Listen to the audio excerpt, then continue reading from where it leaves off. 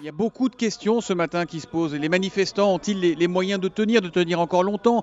Est-ce que l'Europe est encore leur priorité aujourd'hui? Comment, comme vous le disiez Maxime, comment l'Ukraine peut-elle sortir de ce chaos? Pour répondre à toutes ces questions, j'ai deux invités autour de moi ici à Kiev, à quelques encablures de cette place Maïdan. Il y a Dmitro Otrousko, bonjour. Vous êtes directeur des programmes internationaux de l'Institut Gorchenin. C'est un think tank, hein, comme on dit, un club Oui, de tout à fait, réflexion. bonjour. Et puis bonjour, et Yuri Nejurbida, bonjour. Bonjour Vous monsieur. êtes traducteur et très engagé, hein, très opposant en ce moment au régime de Yanukovych. On va peut-être commencer par l'actualité toute fraîche qu'on a apprise il y a quelques minutes. Les négociations sont interrompues jusqu'à la mi-journée, c'est-à-dire en gros jusqu'à midi ici, 11 heures heure de Paris. Qu'est-ce que ça veut dire ça? Est-ce que ça, on peut l'interpréter, Dimitri Otrousko? Bon, pour moi, c'est une nouvelle, je viens de l'apprendre, parce que le temps de venir Mhm. ici, euh, évidemment, il faut temps pour les deux côtés pour réfléchir, pour se préparer à une nouvelle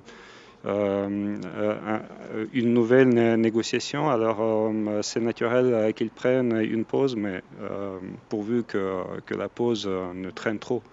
Pourquoi? Parce que les manifestants sont à bout de patience aujourd'hui? Je vous rappelle qu'il s'agit de 3 mois d'attente. Euh, on a traîné trop.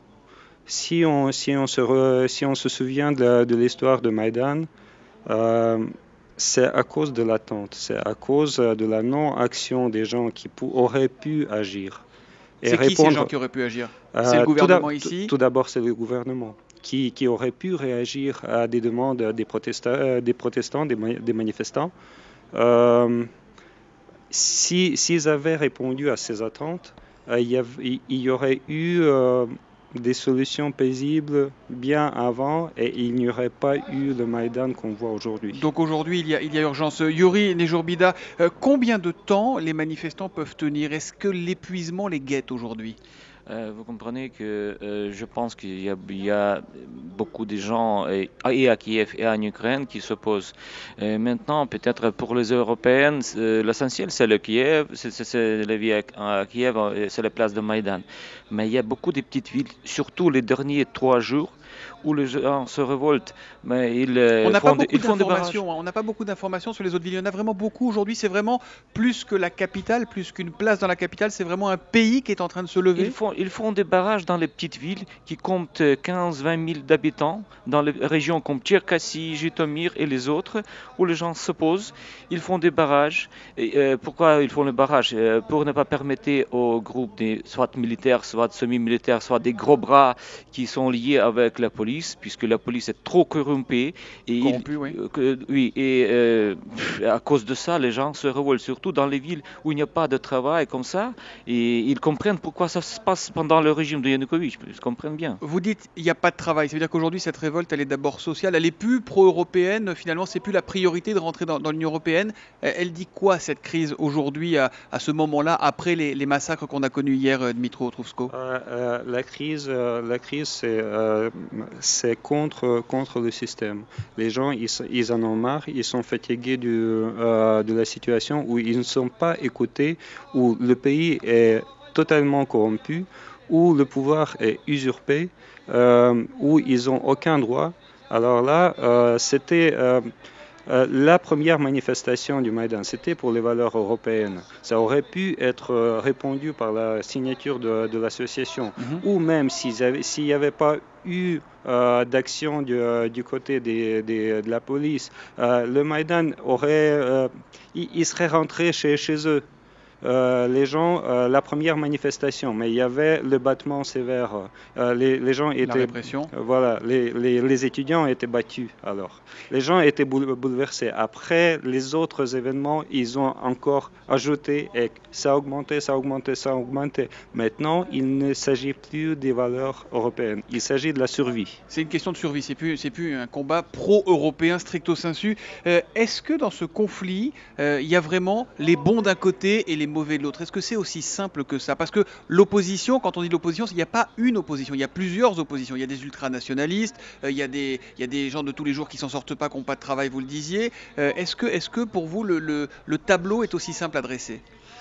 Bien sûr que c'est pas aussi simple. Le Maïdan, il est complexe. On peut dire que c'est un modèle en miniature qui représente la société ukrainienne. Il y a tous. Il y a des nationalistes, il y a des gens de l'extrême gauche, il y a des vrais, pas des communistes soviétiques. Il y a des gens, des activistes, des civils, même des fous. Il y en a de tous. Et on les voit sur la place Maïdan, beaucoup ont, la plupart même, ont des casques, ont des protections, des battes de baseball. Moi, j'ai même vu des manifestants avec des haches cette nuit, donc c'est pas formidablement rassurant. Est-ce que vous savez, vous, Yuri Nejorbida, ce qu'ils ont fait ces manifestants, la soixantaine de policiers qui ont été enlevés, capturés, faits prisonniers hier, parce qu'on n'a absolument aucune nouvelle d'eux. Pour le moment, je participe aussi, comme toutes les Kieviennes et les Ukrainiens, dans ces événements, mais il y a des gens beaucoup plus dignes que moi qui participent et qui connaissent les situations un peu mieux. J'ai pas trop de commentaires à propos de Mais vous ce que avez vous peur dites. qu'une partie de cette opposition dérape éventuellement ou pas? Il y a un risque pour vous? Euh, Tout est possible, on ne sait jamais. Puisque vous comprenez, les situations changent chaque minute, chaque 2 3 heures, et on ne sait pas dans quelle direction la situation sera changée. Vous comprenez que même aujourd'hui, cette nuit, je ne sais pas qu'est-ce Vous qui avez se passe peur qu'avec maintenant. la fatigue, avec les précédents événements, peut-être les nerfs lâchent? Euh, tout, Tout est possible, tout est possible.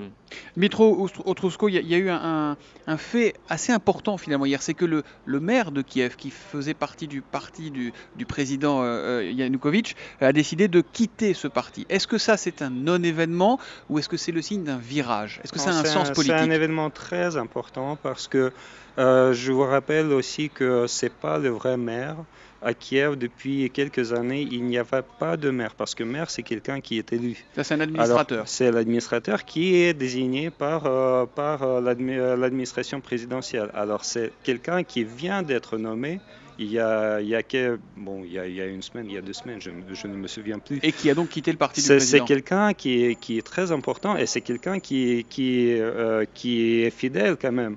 Et lui, voyant les atrocités qui sont en train de se passer, si lui, il quitte, mais je vous rappelle aussi que hier, il y avait plus que 10 députés du Parlement qui ont quitté le parti, mais il y avait aussi des membres du parti des régions qui ont quitté le parti dans toute l'Ukraine, dans des conseils Ça veut dire que la municipaux. classe politique est peut-être en train de virer petit à petit et ceux qui soutenaient Yanukovych aujourd'hui, hier, ne le soutiennent plus forcément aujourd'hui. C'est ça. Il y a des gens qui sont bouleversés par la violence, même s'ils restent toujours pas du côté de Maïdan, ce qui est naturel, et il faut quand même être fidèle à ses idées. Ce qu'on voit, c'est que les gens ils sont pas d'accord avec la violence.